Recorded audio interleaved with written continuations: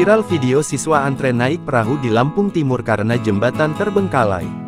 Sebuah video viral di media sosial menayangkan puluhan siswa sekolah mengantre naik perahu untuk menyeberangi sungai di Kabupaten Lampung Timur. Dalam 3 video viral, terlihat para siswa tersebut mengendarai sepeda motor dan sedang mengantre di bantaran sungai. Para siswa tersebut harus turun menuju tepian sungai dengan sepeda motor mereka untuk naik ke atas perahu. Terlihat juga dalam video tersebut sebuah jembatan yang tidak selesai pembangunannya, hanya bagian awal dan sebuah tiang penyangga. Sungai itu membelah desa Kalipasir dengan desa Tanjung Tirto di Kecamatan Waibungur. Camat Waibungur, Lucy Aprina, mengonfirmasi peristiwa tersebut.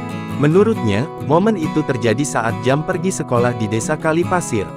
Itu dari Kalipasir ke arah desa Tanjung Tirto untuk berangkat sekolah, kata Lucy saat dihubungi dari Bandar Lampung, Jumat siang. Lucy mengatakan sebenarnya anak sekolah naik perahu dengan sepeda motor masing-masing adalah hal lumrah di lokasi. Kalau debit air tidak tinggi dan tidak hujan, ya biasa saja, katanya. Namun, antrean itu terjadi lantaran debit air naik setelah hujan deras melanda pada Kamis tanggal 16 Januari tahun 2025 kemarin. Lucy menambahkan, anak sekolah digratiskan saat menggunakan perahu untuk menyeberang. Sedangkan bagi masyarakat umum dikenakan ongkos sebesar Rp5.000 sekali perjalanan.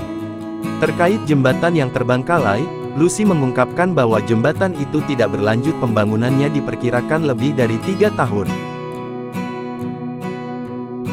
Download Tribun X sekarang, menghadirkan lokal menjadi Indonesia.